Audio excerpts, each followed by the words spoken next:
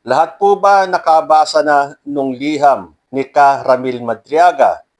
Kayo ba ay kinilabutan dun sa nalaman yung plano ng Duterte family para patalsikin si President Bongbong Marcos? At hindi lang yan ang nakakagalit. Yung plano nila na kapag hindi nila napatalsik si President Bongbong Marcos or pag ito ay hindi bumaba sa pwesto, meron pang usapin ng assassination.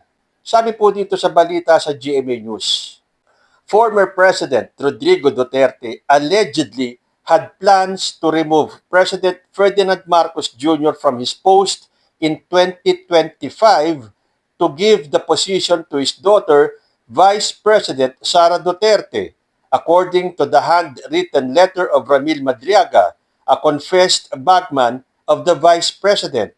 So kung matatandaan ninyo, last year po yung rally sa INC. At hindi po ba ang daming mga nagbalita na si Vice President Sara Duterte daw ay nakapostura na tila mag-o-oath taking na. Parang nakabarong yata siya for ladies, di ba? Bakit parang handang-handa siya na mag-oath taking? Na parang bang alam nila na mapapatalsik nila si President Bongbong Marcos. 2025 po yan, ha?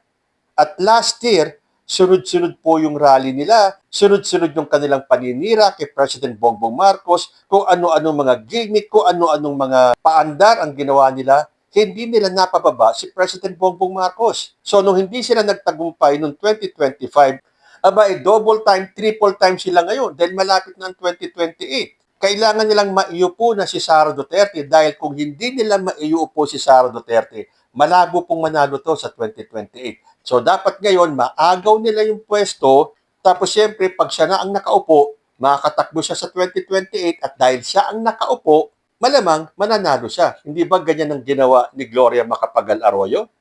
Ngayon, yung paglabas ng handwritten letter ni Ramil Madriaga ay nako explosive po talaga. Nandun, detalyado yung plano ng mga Duterte na patalsikin si President Bongbong Marcos to the point na kung kailangan siya ay todasin, itumba, i-assassinate, gagawin nila. Kaya naman pala, ang lakas ng loob ni Sara Duterte na sabihin na meron na siyang nakausap na assassin. Ngayon, dun sa mga hindi pa nakakabasa ng sulat ni Ramil Madriaga, babasahin ko po sa inyo. Although this time, ito po yung tinranslate ni Melo Yap sa Tagalog. Yung pong English version nito, yung original na sinulat ni Ramil Madriaga, ay nasa vlog ko po sa Usapang Tito Manny. So ito, para mas maintindihan natin at para mas maintindihan ko lalo, hihiramin po natin yung translation ni Meloyap Reacts dito sa Facebook. Ito ang sulat ni Madriaga na pinagkakaguluhan ngayon sa social media. Basahin ko po yung Tagalized version ng sulat ni Madriaga galing kay Meloyap. Nagsimula ang lahat noong bandang 2021 nang bumisita si BBM kasama si Senador Amy Marcos kay FPRRD. Nagkaroon sila ng seryosong pag-uusap tungkol sa halalan ng 2022. Nagawa ni PBBM na kumbinsihin si FPRRD na si Sara ang maging kanyang vice-presidente at huwag tumakbo bilang Pangulo.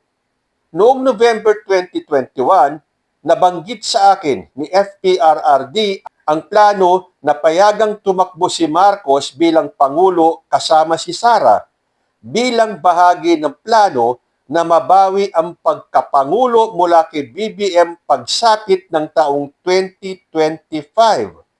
Layunin nito na mapahaba ang kontrol ng Duterte sa pamahalaan ng Pilipinas at gamitin si BBM bilang isang kasangkapang pangpolitika.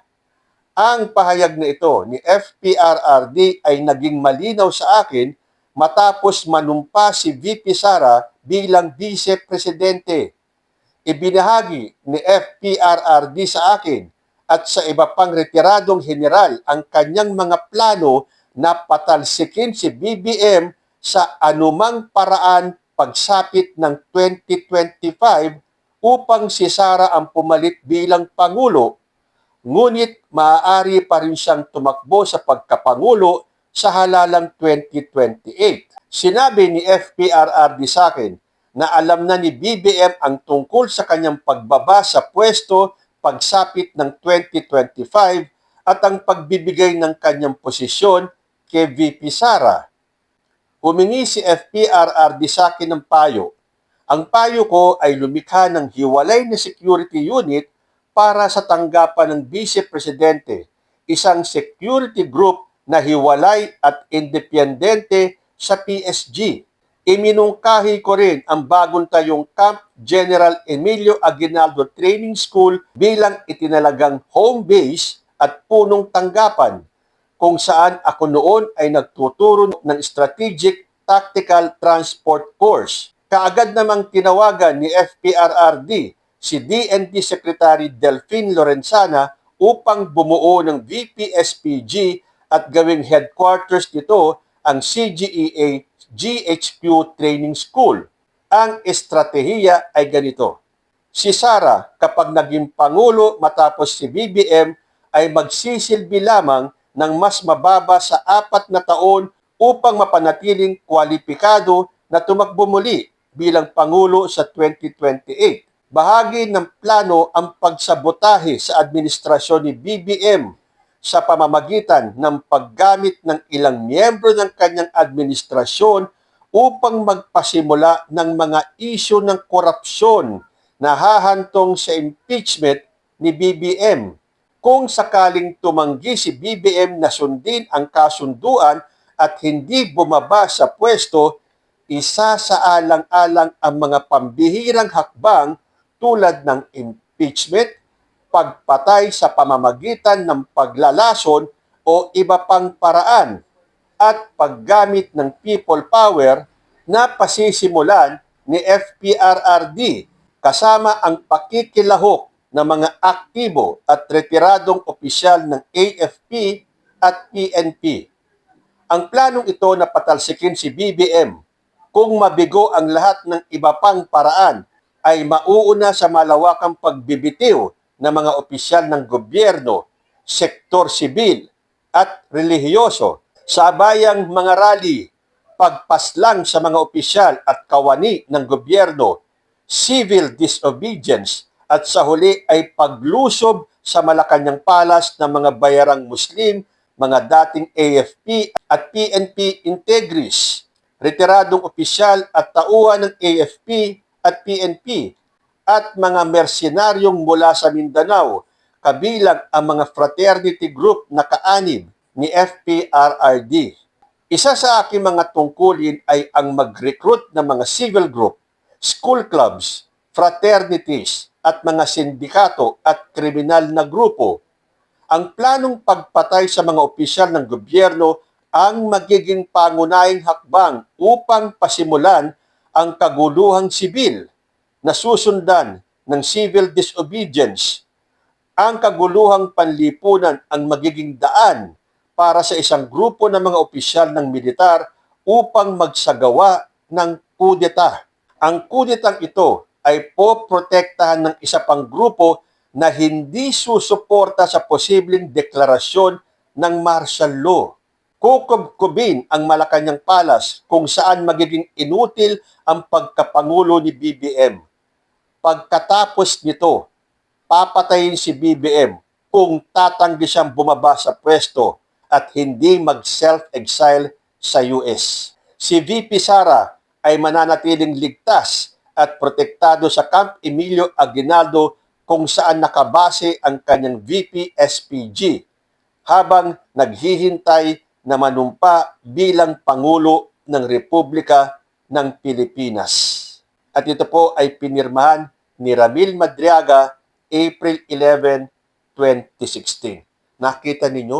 Detalyadong-detalyado. Para kang nanonood ng sine, no? Mula umpisa hanggang huli, yung plano nila na agawin ang posisyon kay President Bongbong Marcos at kung hindi siya susunod, i-assassinate siya. Pero teka, totoo kaya ang sinabi ni Ramil na sinabi sa kanya ni Digong na alam daw ni Bongbong Marcos na kailangan niyang bumaba sa 2025 at i-hand over ang presidency kay Sara Duterte? Ako hindi ako naniniwala doon. Malamang binudol lang ni Digong si Ramil Madriaga dahil sigurado ako, hindi papayag si Bongbong Marcos kung yun man ang usapan nila na maghahati sila o ano yung tawag doon, term sharing. O lumipas ang 2025, hindi nila napabagsak si President Bongbong Marcos. Kaya ngayon, doble-doble talaga ang kayod nila. Gagawin ang lahat, dodoblehin ang paninira, ang mga fake news, ang mga AI videos, lahat na po gagawin nila. Pero kapag sila ay nabigo pa rin, yung pinaka-ultimate ang kanilang gagawin.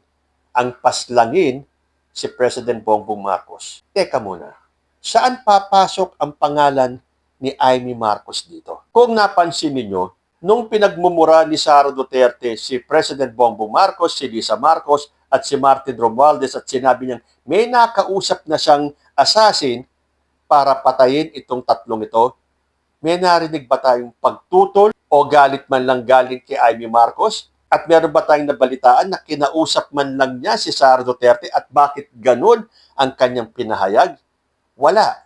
So ang ibig bang sabihin, alam ni Amy Marcos itong plano ng mga Duterte na patalsikin si President Bongbong Marcos sa 2025? Kasi kung alam ni President Bongbong Marcos na meron silang kasunduan na ibibigay yung presidency kay Sara Duterte, bakit simula pa lang, 2022 pa lang, nagpakalat na ng intriga si Rodrigo Duterte na meron tayong adik na presidente. Kung may usapan na nga sila, bakit hindi na lang hinintay ni Digong at ng mga Duterte na sumapit ang 2025 at tingnan nila kung ibibigay nga ni Bongbong Marcos kay Sara Duterte ang pwesto ng pagkapangulo? Hindi eh.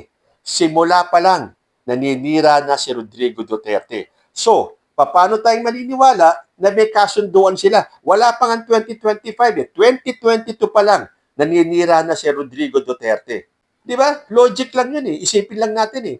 Kung sinabi niya na alam ni Bongbong Marcos na sa 2025 kailangan bumaba siya sa pwesto, bakit kailangan nilang sirain pa? So ang totoo niyan, hindi alam ni Bongbong Marcos kaya simula pa lang kailangan sirain na nila si Bongbong Marcos. Weak leader yan, cocaine user yan, walang alam yan, hindi yan nagtatrabaho. Di ba hanggang ngayon, ang sigaw nila Atty. Respicio, wala daw ginagawa si Bongbong Marcos dahil narinig nila yan kay I swear to the flag. Kay Sara Duterte, nung sinabi niya, I swear to the flag, hindi nagtatrabaho si Bongbong Marcos.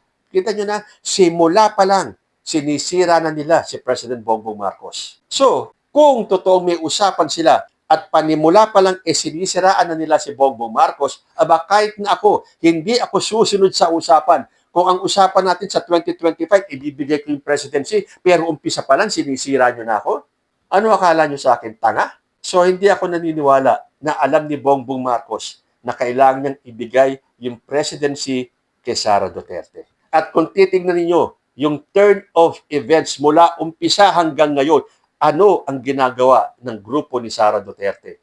Ang patuloy na sirain si President Bongbong Marcos, ipakalat sa mga Pilipino na ang taas-taas ng rating ni Sara Duterte, kahit na sumisigaw na ang majority ng mga Pilipino na harapin ni Sara ang impeachment.